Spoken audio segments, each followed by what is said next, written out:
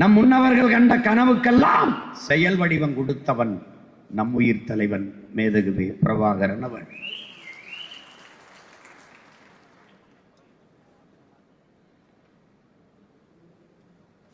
செந்தமிழை, செந்தமிழ் நாட்டை சிறை மீட்க வெந்தனல் ஒன்று விரைந்து வளர்ந்ததென்று குந்தி குரல் எடுத்து கூவாயோ கருங்குயிலே என்று நம்முடைய புரட்சி பாவலன் பாடியதற்கேற்ப ஒரு செந்தனலாக வந்தவன் நம் உயிர் தலைவன். வலியோர் சிலர் எளியோர் தம்மை வதையே புரிகுவதா மகராசர்கள் உலகாளுகள் நிலையாமெனும் நினைவார். உலகால உனது தாய் மிகு உயிர்வாதை அடைகிறார், உதவாதினி ஒரு தாமதம் உடனே விழி தமிழா என்றான் அதே பாவலன்.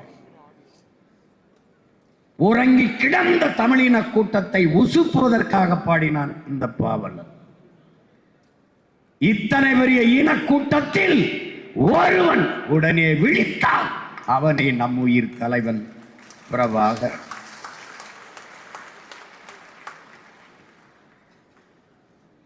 தூங்கும் புலியை பறை கொண்டு எழுப்பினோம், தூய தமிழரை தமிழ் கொண்டு எழுப்பினோம்.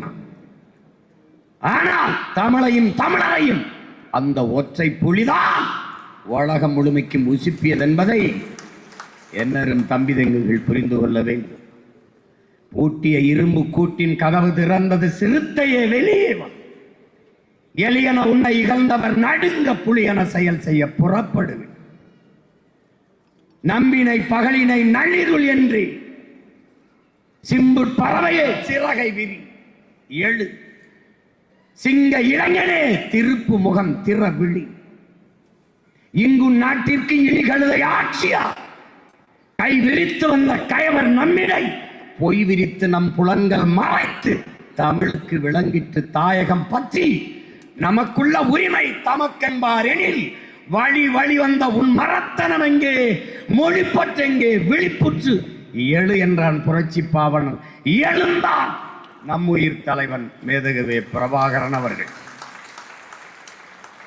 புகழ்ச்சியே நம் பூணாம் என்றும் இகழ்ச்சி நேர்ந்தால் இறப்போம் என்றும் வையம் ஆண்ட வண்டமில் மறவே உன் கையிருப்பை காட்ட எடு என்றான். எழுந்தான் நம் உயிர் தலைவன். அவனோடு சேர்ந்து 50,000 மாவீரர்களும் எழுந்தார்கள், கிளர்ந்தார்கள் இன விடுதலை அரசியல் களத்தில், புரட்சி களத்தில்.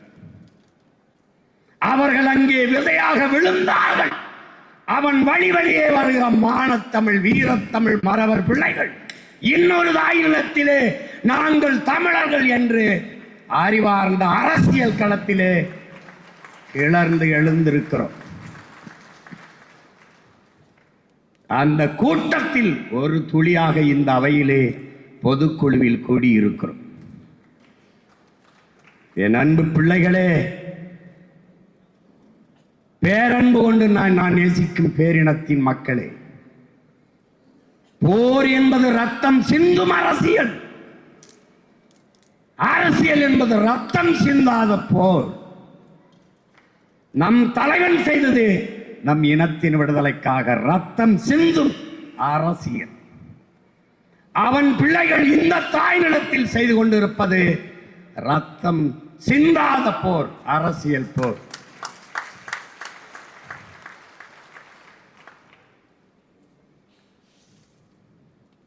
இந்த போரில் இடையில் அவ்வப்போது வரும் அக்கப்போர், அது நம் மாட்டுக்கு இரையாக போடக்கூடிய வாக்கப்போர் என்பதை தம்பி தங்கிகள் புரிந்து கொள்ள வேண்டும். இங்கே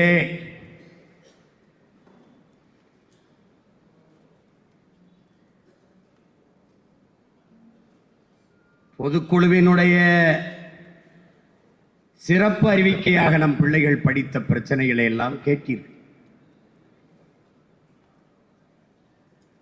இருக்கிற நம் மக்கள் அன்றாடம் அனுபவித்துக் கொண்டிருக்கிற பிரச்சனைகளில் இது ஒரு துளி, எவ்வளவுதான்.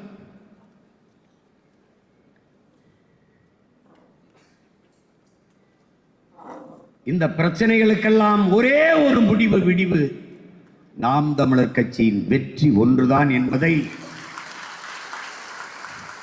என் அன்பிற்கினிய அறிவு சமூகம் புரிந்து கொள்ள வேண்டும்.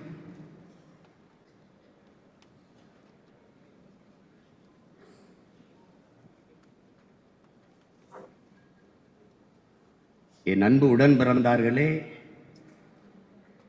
ஒருவன் தானும் தன் குடும்பமும் வாழ வேண்டும் என்று உழைக்கத் தொடங்கினால் அவன் மனிதனாகிறான். தானும் தன் குடும்பமும் வாழ்வது போல தான் பிறந்த பெருமை மிக்க சமூகமும் வாழ வேண்டும் என்று உழைக்கத் தொடங்கினான் அவன் மாமனிதனாகிறான் என்கிறான் மார்க்ஸ். அப்படி என்றால் நீங்கள் யார்? மாமனிதர்கள். தடம் பார்த்து நடப்பவன் மனிதன், தடம் பதித்து நடப்பவன் மாமனிதன் என்கிறான் பிடல் காஸ்ட்ரோ. அப்படி என்றால் நீங்கள் யார்?